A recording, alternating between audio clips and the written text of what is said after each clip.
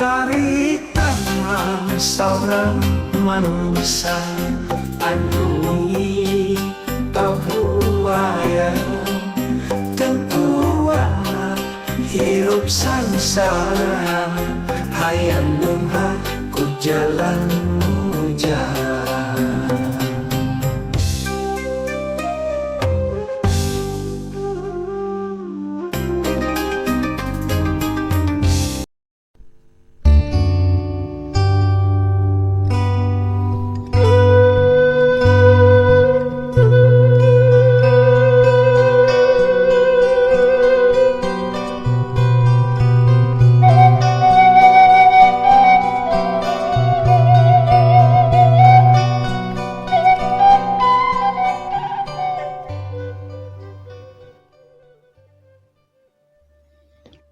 Assalamualaikum warahmatullahi wabarakatuh.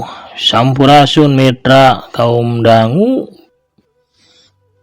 para manco mania, salam dunya di mana bae ayana. Wilujeng sonten wilujeng patepang dangu sareng aki di acara dongeng Sunda anu dipancar luaskeun ti kanal YouTube Manco Mania.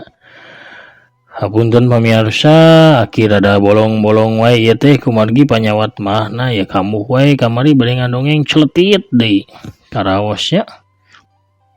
Aduh pokona mah repot ya sasi-sasi ayeuna mah. Remen pisan karaos kambuhna mah teh. Janten rada encal-encalannya ngadongengna seueur kalibur. Mugi-mugi wae kapayuna mah atunya akina jag-jag teras sehat. Daya halangan naon teu kambuh mahna uge teu katarajang panyawatna naonnya. Mugi-mugi pamirsa sadayana di mana bae ayana dipaparinan kesehatan lahir sareng batina jembar manahna gampil rezekina sarta tebih tina balaina. Amin amin ya robbal alamin. Urang keur deui pamirsa lalampahna Mang Kosim dina lakon Nogwadal rekan aki oge didongengkeun ku aki dina bagian ayeuna teh hatanepi episode anu ka-16. Kumaha ieu dongeng salajengna urang Bandungan sesarengan sakrab deui satacan aki. Madar dongeng mangga ulah saasa kangge nu numbean manco numbean ngadongkeun atanepi nu tos lami manco tacan subscribe di subscribe bae heula nya. Ditoel palebatan loncengna supaya saya notifikasi pamiakin raskeun hanca dongeng.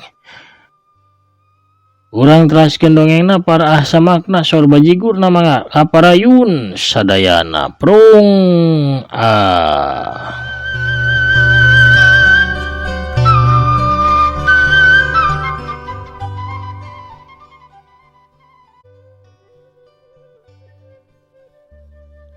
Wanci sadereuh budak kayaan geus sepi jempling ukur sora cih-cih anu ngagelik masih kadenge ditembalan ku cari cangkas.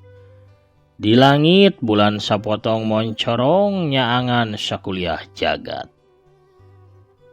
Hawa anu nyecep tiris ngalilirkeun Mang Kosim tina kapiuhanana. Mang Kosim hudang tuluy diuk leungeunna ngusapan sirahna anu getihan. Getih geus rada garing sabab Mang Kosim lumayan lila kapidarana. Mang Kosim muringis tapi ngadadak katempo reuas nyampak kayaan dirina anu harita buligir teu make baju jeung calana. Amuing kabina-bina si bangsa teh. Aduh tepi ka baju jeung calana aing digubug diringkid kabeh geura. Jam tangan kameumeuit yeuh. Dicokot geningan dasar maling balangsak. Pantesan aing mah niasa kabulusan meni ngahod-hod da meureun ditatari teh henteu di baju aing teh. Sahaja mah ditarego sideung teh nya duh. Manehna titahan jalma nu ngarasieun kasaingan ku aing. Pamohalan jalma jauh mah. Nu paling sieun ku saing mah nya nu paling deukeut we si Barkah. Buah-buah jalma ditarego sideung teh meureun si Kemet badegana. Aing kudu nyilidik heula samemeh aing ngayakeun balitungan keun sia. Engke-engke ge bakal kapanggih sia. Ayeuna mah aing kudu gancang mulang heula ya duh tiris sekuat yeuh. Ya dieu mah aing bisa asup angin gering yeuh muriang keh. Mang Kosim gancang nangtung samemeh lumampah mulang ngalah heula daun cau pikeun nutupan oratna anu ukur make calana jero. Sanggeus daun cau ditalikeun ngana cangkeng ngagunakeun tali tina sesetan gedebog tanggal cau. Mang Kosim kakarak wani pikeun ngalengkah nuju ka lembur sugih mukti.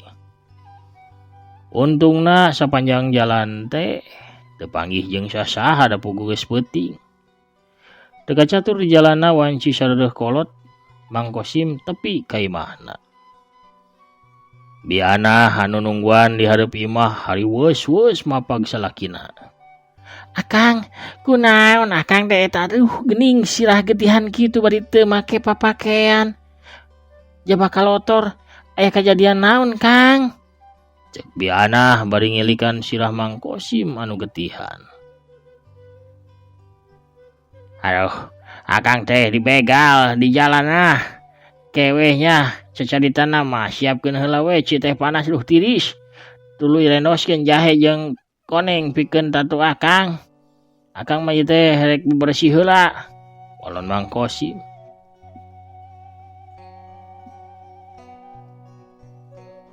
Mang Kosim gancang asup ka imah tuluy labas ka pangkengna. Kaluar deui geus make kaos sarta diharudung sarung. Manehna langsung ka tukang kebat kebat nuju ka kamar mandi pikeun bebersih. Rengse mandi sarta mopokan tatuna ku renosan jahe jeung koneng anu tuluy dibeungkeut ku lawan bersih. Mang Kosim diuk dina sopa empuk. Waya di tengah imah. Di luhur meja jati ukiran geus nyanding cieun teh panas di lalauhan ku seupan cau. Biana diuk digigireun salakina ngadago salakina ngaguar kajadian anu tumiba ka dirina, sedengkeun Dewi mah anakna anu bungsu. Geus dibrasare da puguh geus peuting.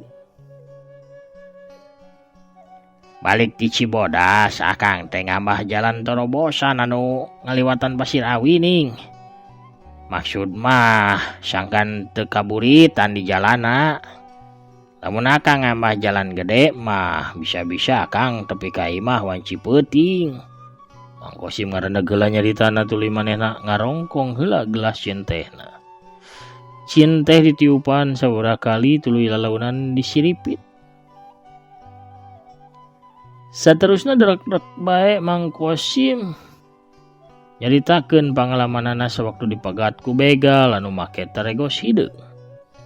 Ngan bae palebah parentah si taregos hideung anu nitah nurunkeun harga mah ku Mang Kosim teh teu dicaritakeun ka Biana. Mang Kosim ukur bebeja lamun begal teh menta duit jeung sakabeh anu dipake ku Mang Kosim ka asup arloji ka meumeutna. Tah kitu nah kajadianana teh ceuk Mang Kosim mungkas caritana.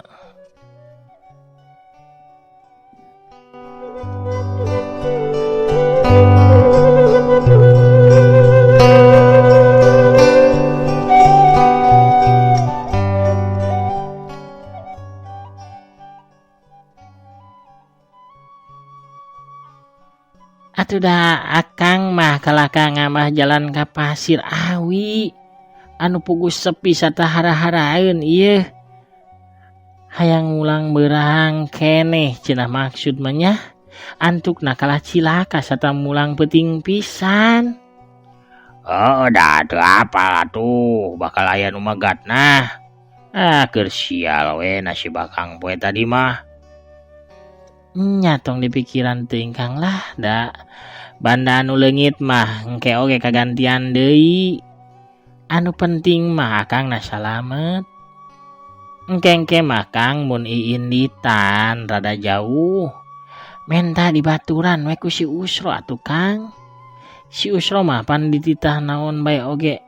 Daek bae rek beurang rek peuting rek nyubuh manehna mah siap bae yeuh. Nya nah kemah akang rek ngajakan si Usro lamun mariksa kebon nu rada jauh mah. Geus mah urang sareah geus peuting ieu teh capek awak akang lagi duh. Hayang reureuh. Mang Kosim ngaregot heula cieun tehna. Tuluy ngahuapkeun heula sopan cau hiji.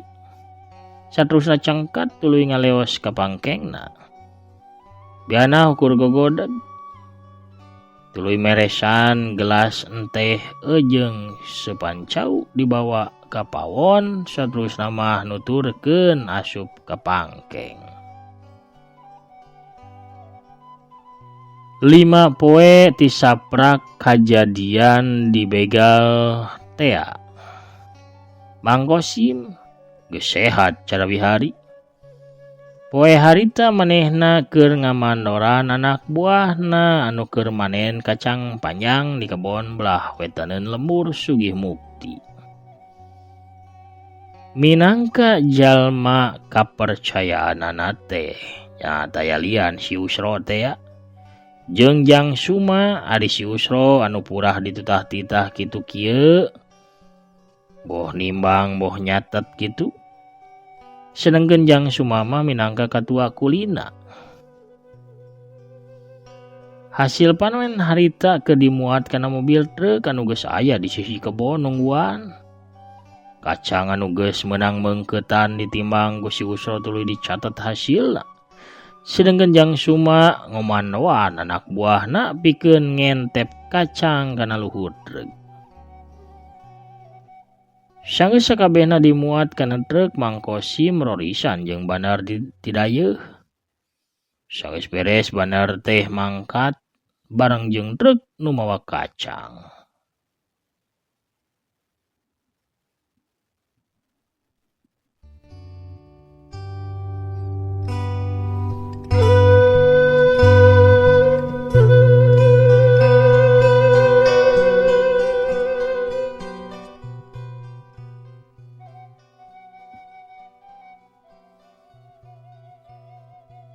Bagian kuli dibagi upah ku Mang Kosim, kabeh meunang bayaran 4.000 perakan, kajaba Jang Suma meureun anu diberena 6.000 teh sabab jadi katua kuli.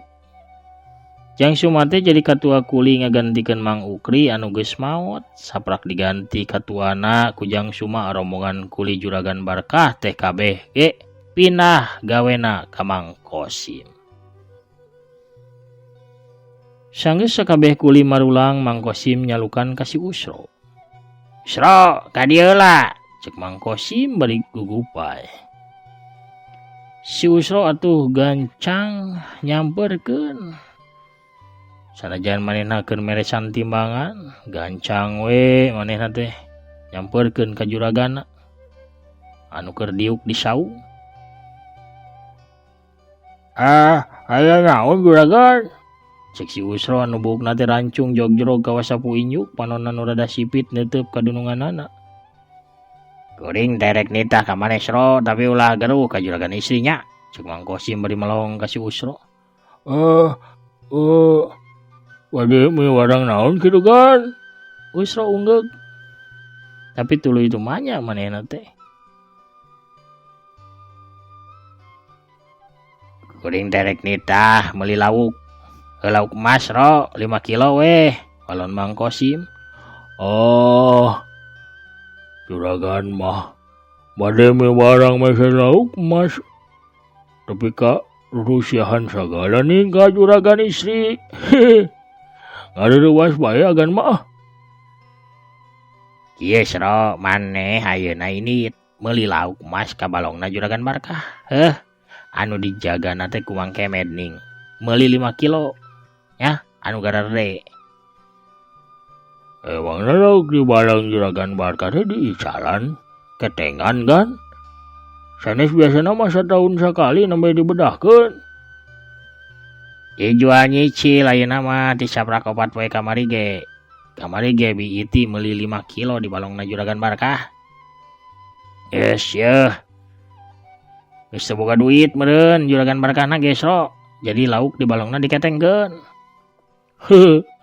"Nya, bangkrut Juragan Barkah mah atuh da meseran tatanena mirah bae. Kitu oge upah kulina henteu sapertos agan." "Engke ieu sawaktu di ditu. Wayah nanya perhatikeun leungeunna si Kemed nya Sro. Nah manehna teh make jam tangan warna koneng atawa henteu? Kitu nya." Oh, mohon.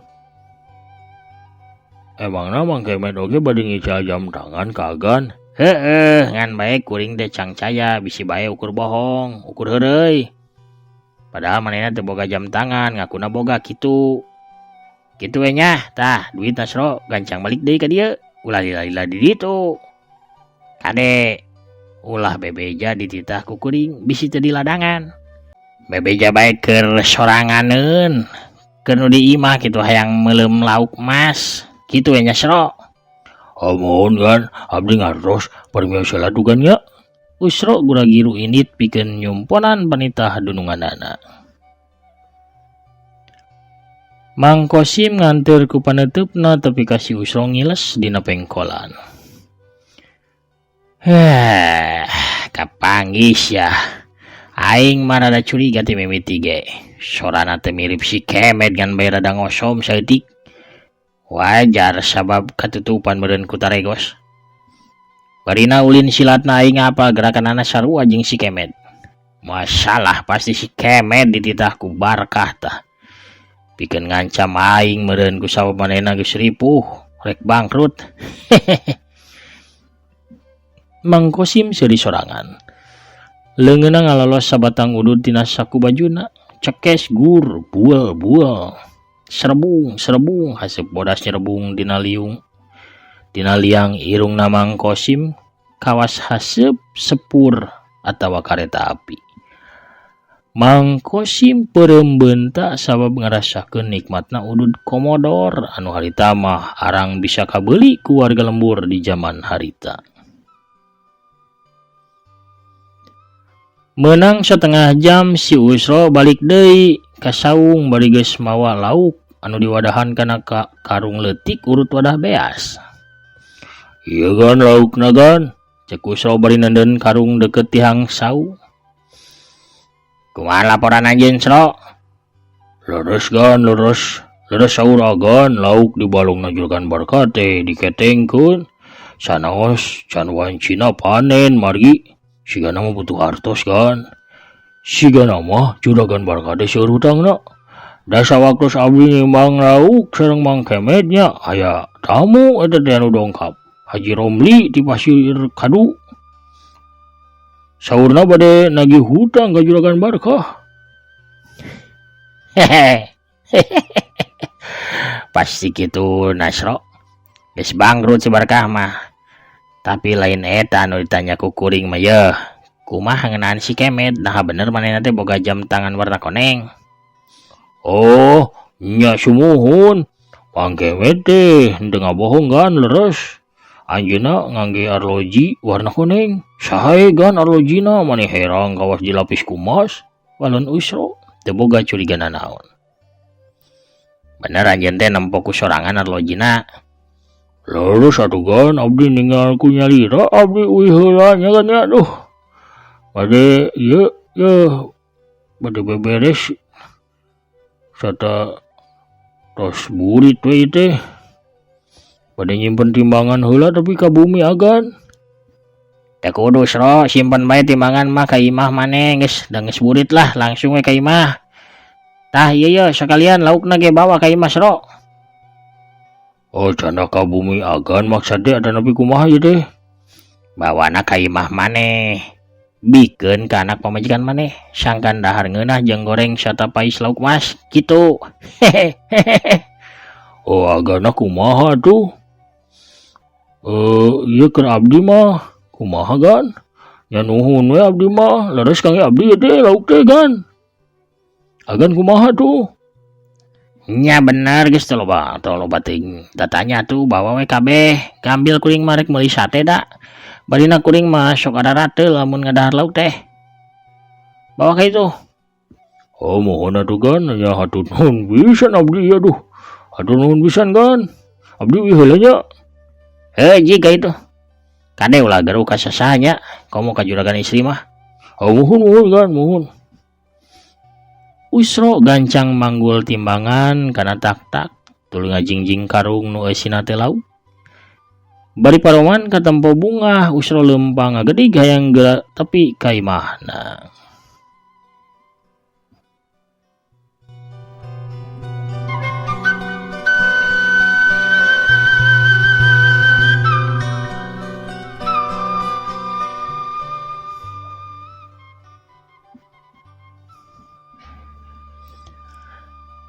Sanggeus usra teu katampo deui Mang Kosim ngagerendeng sorangan bari nyawang ka jauhna. Da teu panon poe anu geus lingsir ngulon ngadeukeutan kana punclut Gunung Patuha. Panggih sia ayeuna mah. Sangkan aing teu meleset. Pasti si kasebelahan anu ngabegal aing teh. Lamun jalma jauh mah moal tepi nyamunikeun beungeut nah tuh da pasti nama. Siap-siap kemed umur maneh teh moal lila deui dagoan bae malam Jumat kliwon maneh sia bakal diwadalkeun ku dewek. Poe ganti poe. Waktu terus nyerelek, mangsa terus nambahan sanajan sajatina mah ngurangan sabab beuki deukeut ka poe akhir. Teu garasa harita geus poe Kemis. Peutingna pastina malam Jumaah Kliwon. Di saung balongna Juragan Barkah. Juragan Barkah keur ngahulang bari nyarande kana tihang. Dibaturan ku badega Satyana nyaeta Mang Kemed. Wah, Med, gede ngawasina gawe maneh teh, Med. Si Kosim daya parubahan naon. Tapi kaboe ayeuna manehna can keneh nurunkeun harga meulian tatanena sumawona harga buruh pikeun kuli mah. Kalahkah kuli di bonusan beda udud sabungkus sewang jeung dahar haratis diunggal turun ka kebon. Sigana geus eueuh simaan maneh teh Med euy. Si Kosim teh sieun kana ancaman maneh geuning. Ceuk Juragan Barkah. Abdi ge rada heran ya deh. Juragan, kunaon si Kosim masih nekat jaga duh. Nah manehna teu lobar kana nyawana kitu nya. Walon Mang Kemed bari garo-garo teu ateul kana sirahna. Cilaka lamun kieu terus mah tuh Med. Bisa-bisa bener-bener bangkrut kuring teh euy. Bakal hirup sangsara barang sakuring atuh Med. Nu ngajual hasil kebon geus eueuh, anu daek digawe geus eueuh. Nu nagih hutang we nu terus merul daratang. Can lila ge kebon nu dikulon dicabel tuh ku Haji Imron, nah kuring teu bisa mayar hutang atuh. Bulan ieu ge kuring sigana moal bisa mayar gaji maneh, Med. Teras kumaha atuh gan? Naon anu kedah dilakukeun ku abdi? Hoya tindak si Kosim teh Med atuh, buktikeun lamun ancaman maneh teh lain ukur omong kosong atawa sungut hungkul. Siap gan. Akan ku abdi bade dipegat deui atuh. Ancam leuwih heuras Med atawa tuman podaran we lah sakalian meh masalah kuring kencang rengse. Siap gan siap. Kalaresan ke wengi malam Jumaah kan. Saurna si Kosim mah tiap malam Jumaah sok ka saungna cenah. Kadang mangendong cenah di ditu saur tatanggina eta ge. Anu kebon nu di sisi walungan Ciwidey teh ning. Ku abdi bade didodoh di itu kan mun masih mang tanggul keneh rek sakalian we lah di podaran. Kelayona urang alungkeun ka leuwih buyut sangkan di dahar ku buahaya atau ngaleungit. Masalah gan pasti rebes. Mung bae abdi teh nyuhunkeun bonus kan. Hayang naon emang lain teh Med. Punten tapi nya.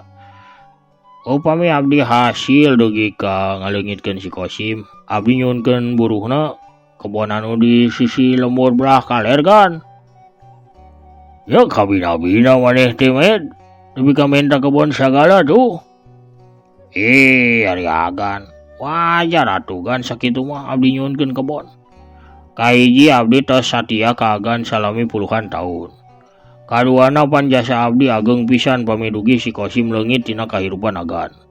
Kebon 1,5 hektar malah tiasa kagendosan kan, sabab agan moal gaduh saingan berat. Usahakan teh atuh bakal nanjeur deui apanan.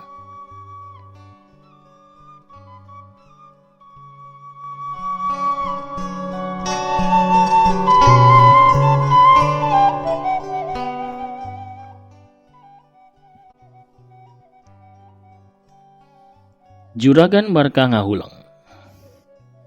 Rada lila nimbang-nimbang pamentana Mang Kemet. Tapi sigana eueuh jalan sejen pikeun Juragan Barkah. Kajaba nitah badegana pikeun nandasa Mang Kosim anu geus ngancurkeun kana usahana. Antukna Juragan Barkah nyokot kaputusan pok nyarita. Heug med heug. Kuring satuju kabon anu dikalireun lemur bakal dibikeun ka maneh. Lamun maneh teu kahasil ngaleungitkeun si Kosim. Cek Juragan Barkah. Hehehe. Tah kitu atugan. Nuhun atugan, nuhun pisan satracananya. Anggap ti mimiti enjing mah masalah agan tos rengse. Si Kosim moal ngaganggu deui kahirupan agan pikeun salamina. Hehehe. Abdi atuh bade parmios agan. Bade ngasah bedog heula ya teh. Hehehe. Ujung atuh, Med. Kade sing tarapti euy. Ulah teu kapanggih ku batur atawa kasusut kalacak kudu berwajib euy. Kade sing tarapti sing hati-hati. Rebes gan rebes. Hehe, beres pokona mah. Mang Kosim ngoleset tina saung. Tuluy lempang ka arah sisi balong. Meureun mah maksudna rek ngasah bedog. Dina kayan kitu, hiji bayangan beureum ngolewat datang ka saung Juragan Barkah. Celeg apal-apal geus aya hareupeun saung. Juragan Barkah ngagebeg kitu oge Mang Kosim langsung malik kanu anyar datang. Si horeng nu datang teh saurang awewe tengah tubuh di samping jangkung make kabaya beureum, leungeun kencana ngelek boboko. Sedengkeun leungeun katuhna nyeklan nyiru anu disugun dina luhur sirahna. Eleuk keur badami naon atuh manis siga nu daria pisan ketinggalna teu katebihan teh ku ibi. Dede kade bisi ngabadamikeun anu awon ieu agan Mang Kemet. Daripada badami nu teu pararuguh mending ieu jajan awug ibi ya masih haneut raos kareueut matak teu deuyeun geura awug ibi teh atuh kakoncara. Tah ieu kukurawul ya surab jagongna sok geura raos. Gurih nikmat sok di barorong ieu. Oh harap pamiarsanya. Kukituna pamirsa urang cekapkeun heula dongengna dugi dieu lalampahan Mang Kosim dina lakon Naog Wadal bagian ka-16 nya. Cak urang teu neunih haneulem sieum gesan sampureun uang tunda dihanjuang siang gesan aleun uang sampeur diingkir di bagian salajengna satacan Aki Amit mungkur. Sakolebat absen heula pairan anu tos lalebet para mancomania sadaya. Aya Kang De Abdil, Kang Zoe 484, Kang Ade Sukarna di Bandungnya, Kang Azora Ciamis Rancah. Aya Kang Hen MS 13 Cibiru, Kang Omen Cileungsi, Teteh Nuraini Silvina Dewi di Denpasar. Teh Hati oge hadir, Kang Asep Suherman di Bekasi. Amin hatur nuhun pidoana manah oge nya hatur nuhun amin. Di Sumedangna Kang Rastim Hajim, Kang Tajudin Pijit nu kasep ngalempereng koneng siga Sanjaya nya. Aduh. Hatur nuhun hadirna di Sumedang Kang Wawan Setiawan oge nya ti Uni Emirat Arabna Kang Bahrul Menye. Di Karawang Teh Nina Marlina oge Kang Asep Saipullah PR Cimahi, Kang Etobri ti Pasuruan, Kang Gus Sopyan nya. Kang Deni Rusyandi ti Subangna, Asgar ti Pontianak Kalimantan Barat oge hadir.